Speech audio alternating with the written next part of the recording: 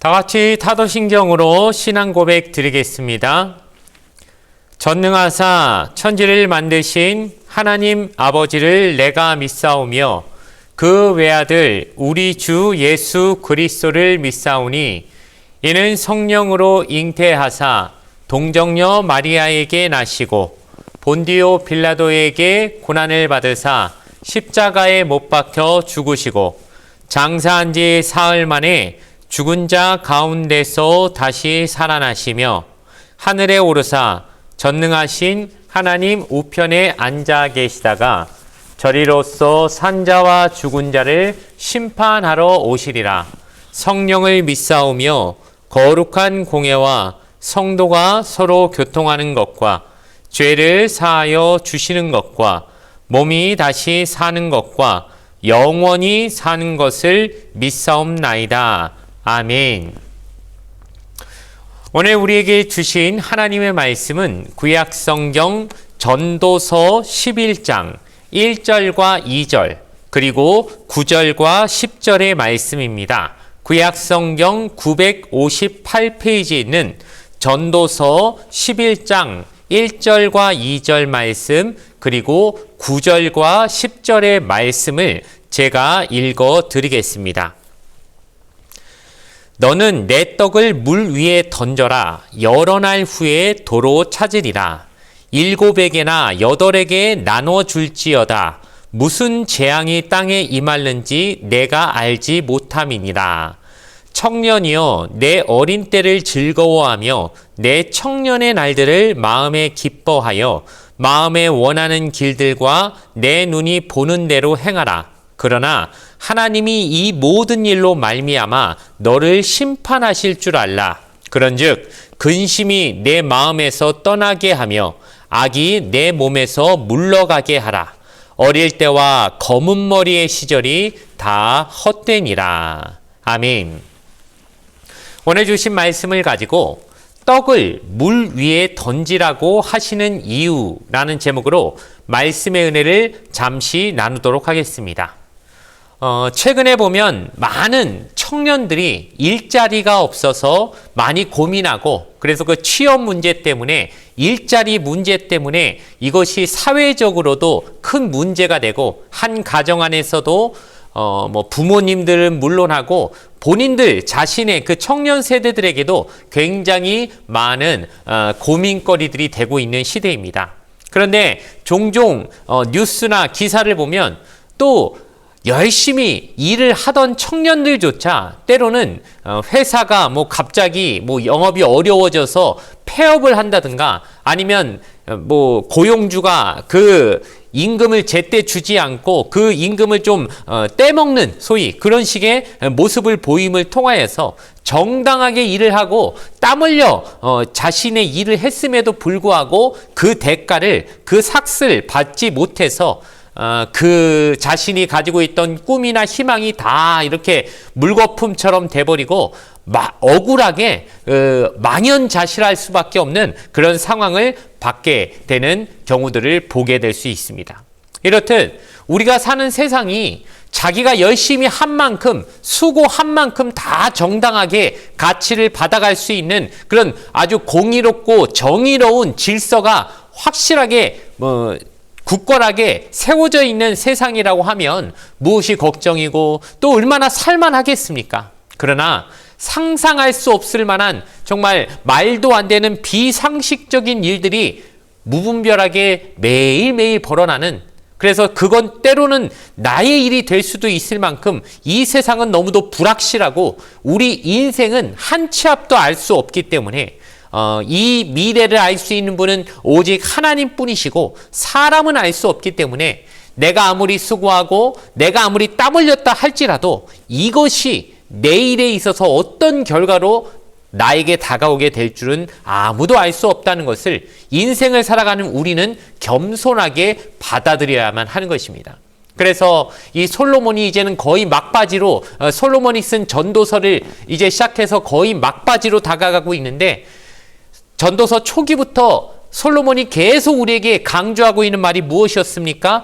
헛되고 헛되니 모든 것이 헛되다라고 하는 즉 이 세상 사람들의 지혜나 수고함이 다 좋은 결과로만 날 것 같지만 그건 아무도 모르고 나 자신도 모르고 지혜의 최고봉이라고 할 수 있는 솔로몬조차 알 수 없는 이 미래에 관해서는 우리가 알 수 없기 때문에, 그렇다면 이 불확실한 세상을 살아가는 우리가 과연 하나님을 믿는 자로서 어떻게 살아가야 지혜롭게 사는 것인지, 오늘 솔로몬이 우리에게 하는 몇 가지 권면을 통해서 그 길들을 찾아나가게 되기를 주님의 이름으로 소원을 드리겠습니다.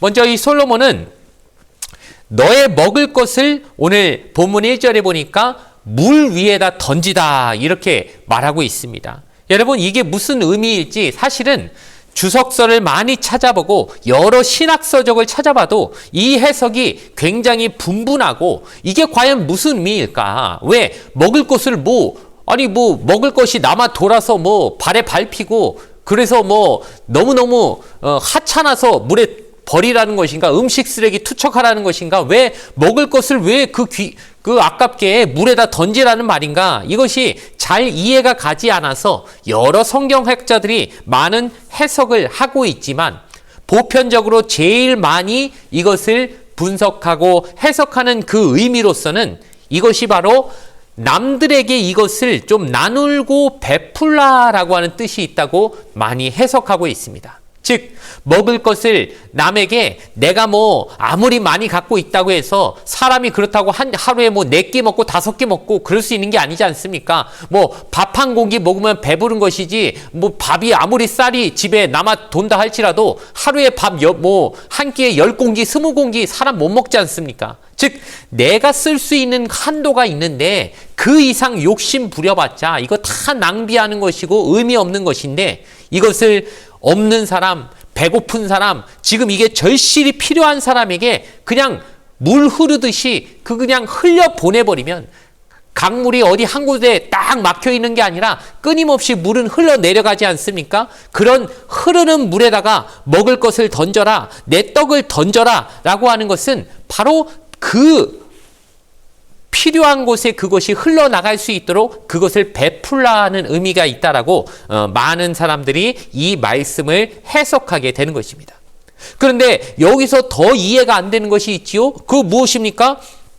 여러 날 후에는 도로 그것을 찾을 것이라고 말하는 것입니다. 사실 이게 더 이해가 안 되죠. 예를 들어 강물에다가 먹을 것을 던졌다고 생각해 보십시오. 던지면 그게 어디론가 떠내려 가겠지요. 근데 그게 어떻게 도로 나한테 다시 온다는 것입니까? 왜 며칠 지나면 그게 도로 나한테 돌아온다는 것이 무슨 의미일까요? 당연히 과학적으로 생각해 보면 말이 안 되는 것일 것입니다. 흐르는 물에다 던졌으니 그 물은 끊임없이 흘러가서 어느 곳에 다다르든 혹은 바다로 가버리든 이런 식으로 가겠지만, 하나님은 우리에게 말씀하시기를 네가 오늘 던진 그것이 나중에는 너에게 돌아올 것이다 라고 말하면서, 이것이 바로 그냥 자연적인 현상으로서 그냥 물에다가 던지듯이 버리라는 의미가 아니라는 걸 어떻게 보면 우리에게 지금 얘기해 주고 있는 것입니다. 즉, 이것은 물에다 던지라는 의미가 바로 누군가 필요한 사람한테 베풀라는 의미이고, 그 베푼 것은 반드시 돌아오게 돼 있다라고 하는 하나님이 우리에게 주시는 지혜의 말씀인 것이죠. 그렇다면 내가 누구한테 돈을 빌려줄 때, 이 사람 다시 갚겠구나. 그러니까 이자놀이 하듯이, 그래, 나중에 어차피 받을 거니까는 그때 이자까지 쳐서 내가 더 이득이지. 이런 의미로 빌려주고 나눠주고 베풀라라고 하는 그런 차원이 아니라, 때로는 나한테 이걸 받는 사람이 내가 너무 절실해 보여서 이걸 주지만 그 사람 형편으로는 그걸 도로 못 갚을 수도 있지만, 결국 그렇게 베푼 것을 보시는 분이 누구십니까? 하나님이 계시기 때문에 하나님이 알고 계시고, 하나님이 책에 기록해 놓으신 그 선행에 대해서는 하나님이 분명히 어떤 방식으로든 내 인생에서 혹은 내가 하나님 앞에 가고 난 그 이후의 삶에 있어서도 반드시 갚아주실 것이니까, 그것을 믿고 오늘 나에게 있어서 좀 넉넉한 것, 내가 쓰고도 남을 만한 모든 것들에 있어서 이것을 남에게 흘려보내는, 좀 베푸는 삶을 살라고 우리에게 주시는 말씀인 줄 믿습니다. 그러면은 이것이 과연 어떤 의미입니까? 이 세상은 불확실하고 내일이 어떻게 될지 모르는 세상이지만 이 불확실한 가운데도 확실한 것 하나는 오늘 내가 하나님 앞에서 누군가에게 그냥 대가를 바라지 않고 흘려보낸 그 부분에 대해서는 하나님이 분명히 기억하실 것이기 때문에 이 부분은 하나님 앞에서 이 행동만큼은 의미 있는 행동이니까 이것은 잊지 말고 살라고 우리에게 얘기해 주시는 것입니다. 여러분, 인생은 참 어떻게 될지 모릅니다. 내일 일을 알 수 없습니다. 그래서 우리는 이 전도서 말씀을 보고 정말 착각하면 허무주의로 빠질 수 있습니다. 내일 일은 나도 모르는데 뭐 어떻게 오늘 열심히 살든 말든 무슨 의미가 있느냐 할 수 있지만 하나님은 절대 허무주의로 빠지라고 이 성경 말씀을 우리에게 주신지 않았다는 것을 기억하시기 바랍니다. 분명히 우리는 최선을 다해야 됩니다. 그런데 어디에 최선을 다해야 되느냐? 내가 성공하고 내가 돈 더 많이 벌고 내가 더 높은 위치로 올라가는 그 부분에 최선을 다하지 말고 그것이야말로 어떻게 될지 모르기 때문에 열심히 한다고 뭐 1등 할 것 같고 막 내가 최선을 다하면 나는 언제라도 최고의 부자가 될 수 있을 것 같아도 그것은 미래는 알 수 없으니까 그런 거에 최선을 다하기보다는 지금 현재의 삶에 만족하고 남는 것 누군가 모자란 사람에게 베풀고 나누는 거기에 힘을 쓰면은 그 수고한 만큼 그 선행을 베푼 만큼은 절대 하나님이 잊어버리시지 않으니까 그렇게 최선을 다하라고 하는 그 하나님의 말씀에 순종하는 저와 여러분 되기를 주님의 이름으로 부탁을 드리겠습니다. 또한 두 번째로 살펴볼 것은 그렇다면 왜 이렇게 물에다가 음식을 던지듯이 하나님 앞에서 이렇게 남에게 어려운 사람에게 베풀고 나누는 이런 삶을 왜 살아야 되는지 이유에 대해서 우리는 알아봐야 될 것입니다. 이것에 대해서 이 솔로몬은 오늘 읽은 9절 말씀을 통해서 특별히 청년들에게 이 얘기를 하는데 예전에도 한번 말씀을 드렸지만 여기서 나오는 청년이란 말이 단지 나이가 젊고 뭐 20대, 30대 그러니까 뭐 이 말씀을 읽는 사람들은 청년들만 이 말씀 들어야 되고 한 50, 60, 70 된 사람들은 이 말이 나한테 의미가 없는 것이냐 그런 차원이 아니라 청년이란 말의 의미가 무엇입니까? 아직 건강이 허락이 돼서 내가 하고 싶은 대로 살 수 있는 뭔가 건강 때문에 하고 싶은 말을 못하고 이제 겨우 내 몸이나 겨우 건사하고 뭔가 하려고 해도 몸에 제약을 받아서 뭔가를 못할 만큼 몸이 노쇠해지지 않은 이 아직까지는 내 의지대로 세상을 살 만한 힘과 의지가 좀 남아있을 만한 모든 사람들에게 해주는 말씀이라고 생각해야 합니다.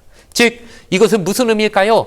하나님 없어도 내 힘이, 내 건강이 아직은 내 지혜가 머리가 돌아가는 그 정도가 내 생각대로 살아도 아직은 살만하겠다라고 자신감을 부릴 만한 그 정도 시기의 사람들에게 하나님은 경고하시는 것이 무엇이냐? 오늘 9절의 마지막에 보니까 이 모든 일로 말미암아 너를 심판하실 줄 알라라고 하는 하나님의 엄중한 말씀이 있다는 것이죠. 즉 청년들 어떻습니까? 아직 건강하고 나는 아직 살아갈 날이 사는 날보다 많으니까 나에겐 기회도 많이 있고 앞으로 내가 하고 싶은 대로 얼마든지 살 수 있을 거야 라는 식으로 자기식의 삶을 살려고 이 세상 쾌락에 집착하고 주님이 원하시지 않는 일들에 그거에 집중하며 살아갈 수 있는 그런 여지가 있는 사람들에게 하나님은 경고하시는 것이 무엇입니까? 그렇게 살아봐라. 영원할 것 같지? 결국에는 끝이 있다. 너도 언젠간 노인이 될 것이고 그리고 언젠가는 죽을 것인데 그 이후엔 분명히 말하지만 심판이 있다. 라고 하는 이 무섭고도 엄중한 말씀을 통해 우리에게 인생의 지혜를 주시면서 조심해라. 겸손해라. 하나님 앞에서 마음을 가다듬어라.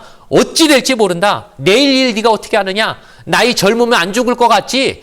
어떻게 될지 사람이 올 때는 순서 있어도 갈 때는 순서 없다. 하나님 앞에 그리고 반드시 그 다음에는 심판하는 시간이 있으니까 지금 살아있을 때 하나님이 원하시는 하나님이 기뻐하시는 바로 너에게 있는 거 욕심 부리지 말고 뭔가 너에게 더 주신 것이 있다면 남과 나누고 베풀라고 주신 하나님의 어떤 은사구나라고 생각하면서 자원하는 마음으로 하나님을 기쁘시게 그리고 주변의 사람들에게 나누고 베푸는 그 삶을 살라고 하나님이 우리에게 주시는 말씀인 걸 기억하시고 우리가 바로 이 지혜를 얻어서 내일 일을 알 수 없는 이 불안한 세상에서 분명하고 확실한 하나님의 축복의 약속의 말씀 붙잡고 살아가는 저와 여러분이 되어지기를 주님의 이름으로 간절히 축원을 드리겠습니다. 잠시 기도 드리겠습니다.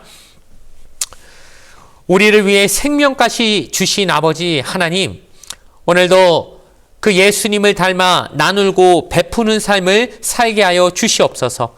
대가를 바라지 말고 감사한 마음으로 이웃과 나누는 삶을 살게 하여 주시고 내 시간과 내 사랑과 그리고 내 열심과 내 헌신까지 내가 가진 모든 것을 나눌 수고 베풀 수 있는 마음 허락하여 주시옵소서. 주님을 닮아 나누는 데 인색하지 않은 지혜자로 살게 하여 주시옵소서. 예수님의 이름으로 기도드리옵나이다. 아멘. 주기도문으로서 예배를 모두 마치겠습니다. 하늘에 계신 우리 아버지여, 이름이 거룩히 여김을 받으시오며 나라가 임하시오며 뜻이 하늘에서 이루어진 것 같이 땅에서도 이루어지이다.